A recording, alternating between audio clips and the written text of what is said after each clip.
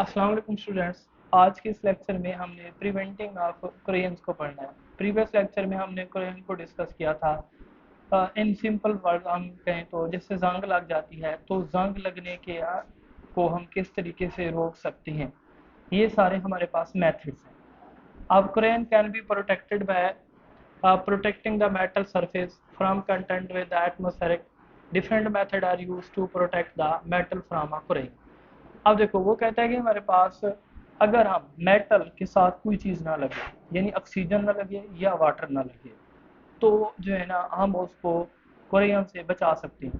جیسا کہ آپ لوگوں نے گھروں میں نوٹ کیا ہوگا کہ جس کے میٹل کے دروازے ہیں نا, نیچے والی جو جگہ ہوتی ہے, نیچے والی جگہ وہ ہمیشہ گل سڑ جاتی ہے. اوپر تک جو دروازہ ہے وہ کیا ہوتا ہے, صحیح ہوتا ہے. اس کی وجہ ایک یہ ہے کہ پانی لگتا ہے اس دروازے کو اور ڈسٹ بھی لگتی ہیں جس کی وجہ سے وہاں پہ زنگ لگنا شروع ہو جاتی ہے, کیونکہ ہم اس کو صاف نہیں کرتے اور اس کی کیئر نہیں کرتے. اس کے اوپر اگر ایسا ہو تو اس کے اوپر پینٹ کر دیں. پینٹ کی اگر جب ہم ایک لیئر لگا لیں گے, وہ ایک لیئر ہوتی ہے, وہ جو ڈائریکٹ کنٹینٹ نہیں ہوگا یعنی واٹر بھی نہیں لگے گا اور اس پہ آکسیجن بھی نہیں لگے گی, نمی وغیرہ نہیں لگے گی, جس سے جو ہے نا اس میں زنگ لگنا رک جائے گی. اب ہم اس کے میتھڈز پڑھتے ہیں. پہلا ہمارے پاس میتھڈ ہے کوٹنگ آف میٹل سرفیس, کے میٹل سرفیس کی کیا کر دی جائے, کوٹنگ کر دی جائے. اب کرین can be avoided by coating the metal surface with a protective layer.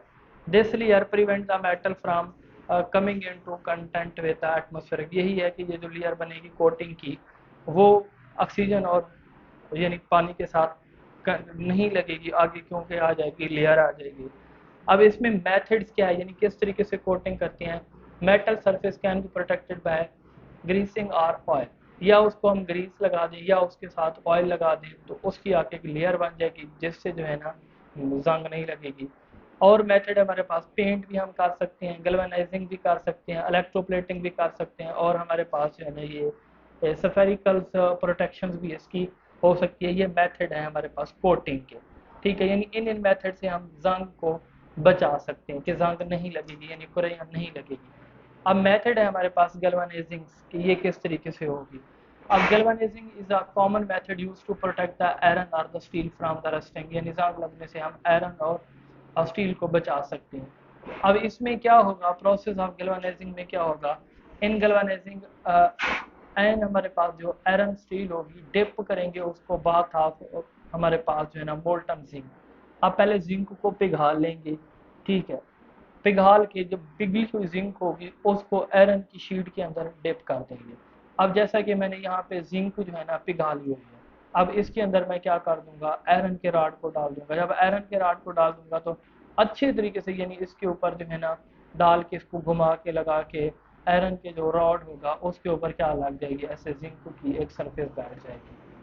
اب اس سے کیا ہوگا, a large layer of zinc metal is deposited on the iron sheet, اس سے آئرن شیٹ کے اوپر ایک لیئر بن جائے گی. This zinc layer protects the iron from contact with the atmosphere and prevents the rusting. یہی ہے کہ الٹیمیٹلی جب اس کے اوپر زنک کی لیئر جا کے لگ جائے گی تو زنک کو یعنی اتنی جلدی جو ہے نا وہ زنگ نہیں لگتا, اس میں اتنی جلدی جو ہے نا ریسٹنگ نہیں ہوتی, ٹھیک ہے نا. تو اس سے جو ہے نا وہ زنک کی جو لیئر ہے وہ پروٹیکٹ کرے گی اور زنگ نہیں لگے گی. اس کی example, this is can are the actually the steel Koons that have been conducted with the thin layer of the ton. اب یہ یعنی اسٹیل کے جو ہمارے پاس ٹین ہوتے ہیں, ٹین پیک جیسے کہ ہم کوئی کولڈ ڈرنک بھی پیتے ہیں, اس کے اندر والی سرفیس آپ دیکھیے شائنی شائنی ہوگی. اب وہ اسٹیل کی سرفیس کو ٹن کے ساتھ اس طریقے سے کوٹ کیا جاتا ہے اور اس میں زنگ نہیں لگتی. اور دوسرا اس کا فائدہ یہ بھی ہوتا ہے کہ چیز کی جو ہے نا اس کو ہم محفوظ کرتے ہیں, وہ بھی لانگ ٹائم تک ہم کر سکتے ہیں. اس کے بعد آگے ہمارے پاس سفیریکل پروٹیکشن. ابھی یہ کیسے ہوگا, ان دا spherical protection a more reactive metal such as the zinc or the manganese is used to protect. اس میں ہم میگنیز اور زنک کو کیا کرتے ہیں, استعمال کرتے ہیں. اب میگنیز اور زنک کو کس طریقے سے استعمال کریں گے, is a less reactive metal such as the iron. Iron سے یہ لیس reactive یعنی آئرن آکسیجن اور واٹر کے ساتھ بہت جلدی ریئیکشن کر لیتے ہیں, یہ میٹل اتنی جلدی ریئیکشن نہیں کرتی. اب اس کا ورکنگ کیا ہوگا اس میتھڈ کا, دا مور reactive metal crowded the instant of the less reactive metal. یہی ہے کہ جو ہمارے پاس لیس ریئیکٹیو میٹل ہے وہ اتنی جلدی زنگ نہیں پکڑتی, جتنی زیادہ ایک جو ہمارے پاس ریئیکٹیو میٹل ہوتی ہے وہ پکڑ جاتی ہے. Therefore the more reactive metal is called the spherical metals, اور more reactive جو ہمارے پاس میٹل ہوگی یعنی جس کو زنگ جلدی لگے گا وہ spherical metals کہلاتی ہے. Because it is a suffers to protect the other metals, یعنی اس کو ہم زنگ لگنے سے بچاتے ہیں دوسری میٹلز کو استعمال کرتے ہوئے. ایگزامپل ہمارے پاس magnesium is the often use to protect the steel in.